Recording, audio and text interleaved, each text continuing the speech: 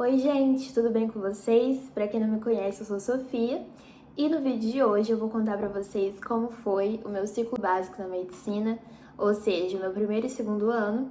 Eu vou compartilhar um pouco dessa experiência, dar algumas dicas para quem está começando, quem vai começar agora a estudar medicina, falar um pouco sobre o que eu usei, o que eu não usei e contar um pouquinho também sobre como funciona na minha faculdade. Então, para quem não sabe, eu estudo na Universidade Estadual de Londrina.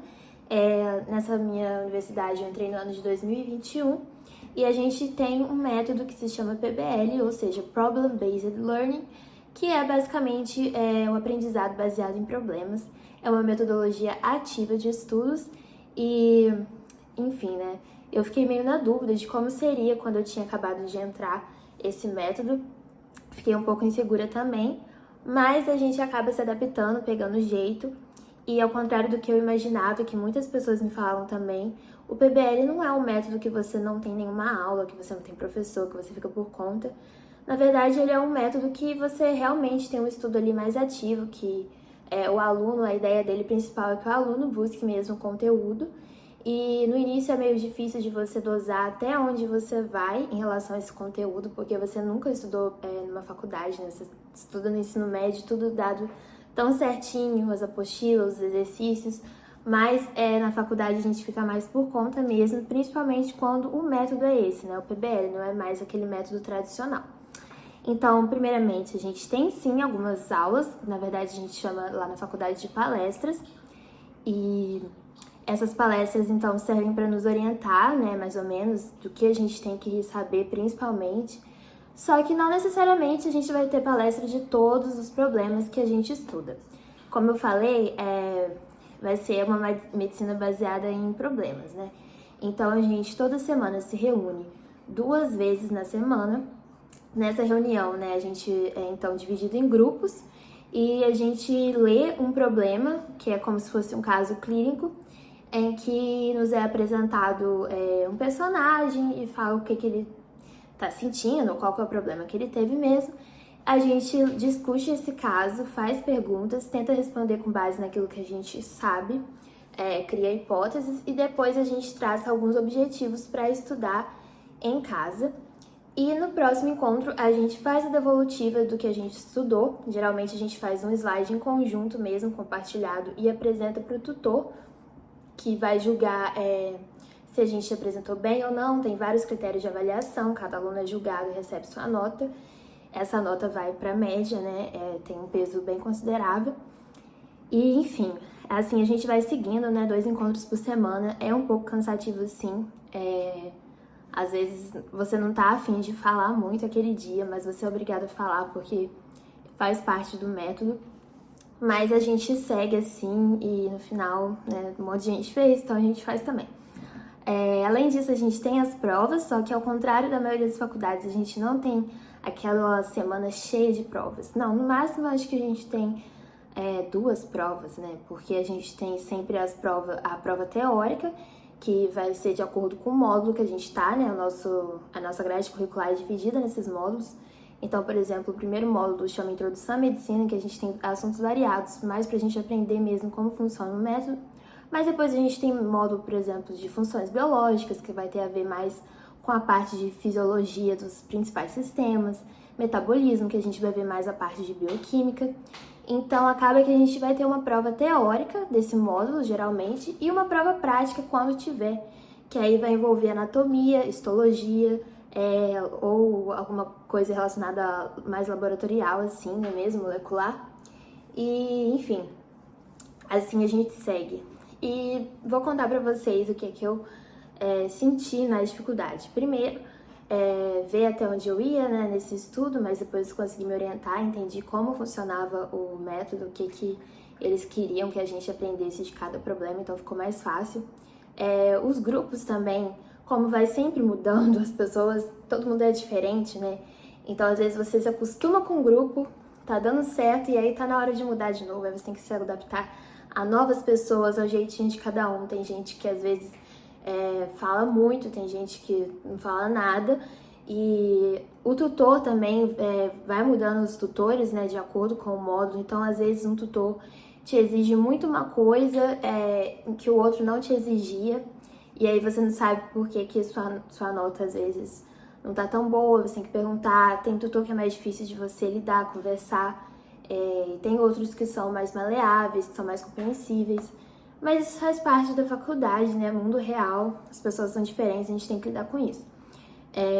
Em questão das matérias, eu acho que eu fiz meu primeiro semestre online, é importante falar isso, né? Então, o semestre que era para ser de adaptação, de matérias mais leves, a gente teve online. Mas, então, quando a gente entrou no presencial, foi logo assim, o semestre mais difícil mesmo do primeiro ano, né? Que tinha os módulos que todos os nossos veteranos falavam assim, nossa, quando chegar em tal módulo é o mais difícil. Depois que você passa por isso, tá tudo certo. Então, eu fiquei com muito medo, foi um baque muito grande me mudar de cidade, estado, região, morar sozinha, né, longe dos meus pais, e ainda ter que estudar muito, assim, era um volume muito grande de coisas, e a gente tinha pouco tempo entre um problema e outro para estudar, e ficava muito corrido, parecia que... E tinha aula, bastante aula também, porque era um módulo com bastante conteúdo de prática. Então eu sentia, assim, muita ansiedade. Os tutores que eu peguei nesses módulos mais difíceis do primeiro ano, né, no caso, eram tutores bem exigentes, então eu ficava muito ansiosa. A parte prática, histologia eu acho tranquilo, salva, mas a parte de anatomia eu acho difícil, sim. Eu não gosto muito de decoreba, sempre busquei entender as matérias, fazer um raciocínio mesmo. E anatomia acaba que você tem que decorar muita coisa. E pra mim, quando isso é feito de forma gradual e você consegue ver aquilo várias vezes, até gravar e tal, até vai. Mas quando essa anatomia é dada de uma forma muito corrida, que foi o que aconteceu nesse último ano, segundo ano, a gente viu muita coisa que era para ter visto, por exemplo, outras turmas viram bem mais gradualmente, assim, a gente viu em, sei lá, um mês. E aí eu fico, meu Deus, dá vontade de morrer. Com tanta matéria, tanto conteúdo para ser visto em pouco tempo, realmente não é meu forte ter que decorar tanta coisa tão rápido sem ter visto várias vezes. Então foi uma dificuldade que eu tive, mas passei, superei isso. A gente vai, às vezes você não é tão bom em uma coisa, então você se dedica muito para outra que você consegue ir melhor, e isso acaba equilibrando. Graças a Deus não fiquei de exame em nada, consegui passar nas matérias. Além dessas matérias que a gente tem mesmo, né, normais do ciclo básico, a gente tem matérias fixas, que é o habilidades, que é a parte de semiologia, né? E o PIM, que é uma matéria também que a gente tem fixa, que a gente faz em conjunto com outros cursos também.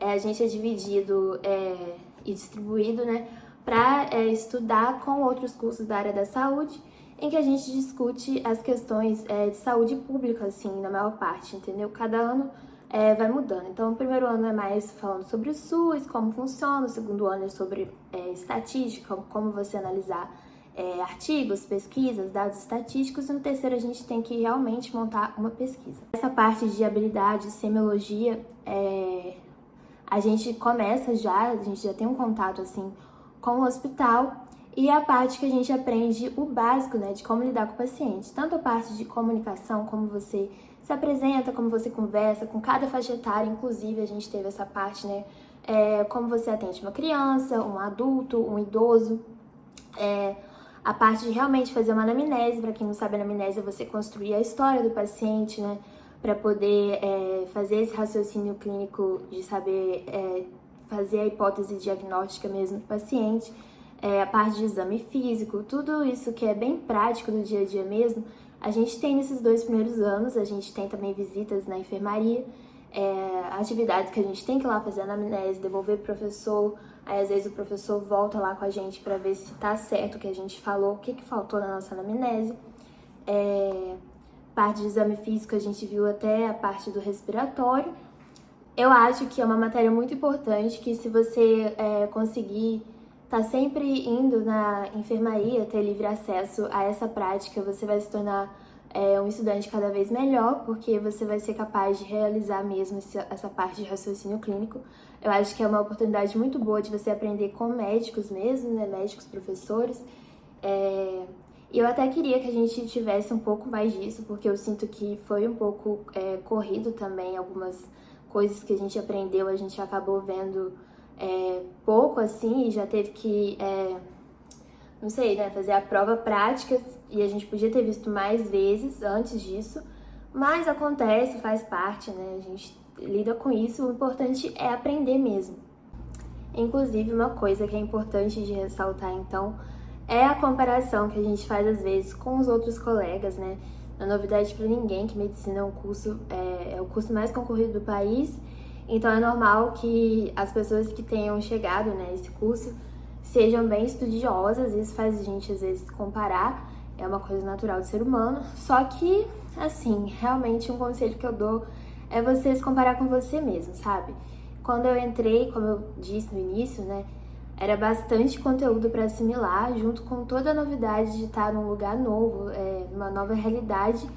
E eu tive muita dificuldade, assim, no início para poder me adaptar àquilo, essa rotina mais pesada, né? Ainda mais que tinha acabado de sair da pandemia, que antes eu gastava muito menos energia no meu dia a dia, e fui para essa realidade aí em que eu tinha que ir de um lugar para o outro. Passava o dia inteiro na faculdade, tinha muita aula prática, além da aula teórica, era muita formação na mente. Então eu tentei não me cobrar excessivamente. Eu lembro que no primeiro módulo eu realmente fiquei feliz, assim, de ter passado, sabe? E isso é um pouco chocante quando você tá acostumado a ser, sei lá, um dos melhores da turma, ou o melhor da sua turma, que é a realidade da maioria das pessoas que entram no curso, né? Mas é super normal, gente. Realmente, no final, a gente vê, até comparando, assim, com as turmas que estão se formando, né? A gente vê que, no final, todo mundo consegue, cada um tem sua trajetória, e fica tudo bem. Só de estar fazendo esse curso já é um privilégio bem grande mesmo. E você tenta dar o seu melhor sempre, é claro, tenta evoluir. Eu sempre tento, a cada novo módulo, eu tento, sei lá, melhorar em algum aspecto meu mesmo. Às vezes isso reflete na nota, às vezes não, e tá tudo bem, porque as coisas são diferentes, as dificuldades vão aumentando, e às vezes eu sou boa em uma coisa, em outra eu não sou tanto, e eu tenho que me esforçar mais. Mas o importante mesmo é não desistir e buscar dar o seu melhor. Outra coisa que me ajudou muito, eu falei isso sobre as turmas acima, né, e esse contato com os veteranos mesmo, é muito bom, porque geralmente eles vão saber te orientar muito bem, vão ter ótimos resumos, vão ter coisas que te interessam bastante para você avançar aí nos módulos. E ter essa conversa, esse contato com pessoas de outras turmas é muito legal, muito importante, não só na vida de estudos mesmo, mas até na parte social. Você faz novos amigos, é bem legal. Em relação a materiais, assim, eu utilizo o iPad, né? Tô até usando ele aqui agora para poder fazer o roteirinho desse vídeo. Junto com o iPad eu tenho o teclado, o mouse. Eu também uso o caderno às vezes para poder fazer alguns esquemas de anotação que eu acho melhor anotar no papel mesmo, mas eu uso muito pouco o caderno. Eu uso mais quando tem bastante conteúdo e eu preciso assimilar aquilo. E assim, a questão da prática, eu comprei sim o meu esteto no primeiro ano, que era um sonho, né? Só que é uma coisa que não precisa realmente, a gente usa bem menos do que é esperado, assim, né? É importante ter o jaleco, sim, é essencial você ter o seu próprio jaleco. Então, se você puder, encomende mesmo, compre. Eu tenho 2 e é bem legal ter 2, porque às vezes você usa um, não dá tempo de lavar e aí você usa outro. E no mais, eu acho que é isso. Eu não tenho esfigmo, que é pra medir pressão, só que não me fez falta, assim. Foi usado muito pouco também até agora, então acho que não é essencial. Também a faculdade vai te dar um esteto se você precisar na hora das aulas, né? Sempre os professores levam ali esses instrumentos que são necessários para a prática, então realmente não se preocupem. O iPad eu acho que é uma facilidade, mas óbvio, não é essencial. Tem gente que usa papel e caneta e tem gente que nem isso leva nada, e tá ótimo. Em relação à rotina, eu acho que tudo é muito particular, né? Mas se você conseguir, além dos estudos, conseguir manter fazendo outras coisas, como atividade física, tem muita gente que entra pra atlética, times, é uma coisa interessante pra você esparecer, conhecer pessoas novas, sair daquela coisa de faculdade, porque quando você tá no início e dá esse baque de ter muita matéria, parece que você só vai viver pra isso. E aí dá tudo errado, porque você se estressa mais quando você não faz faculdade, não faz exercício físico, você deixa de conviver com outras pessoas.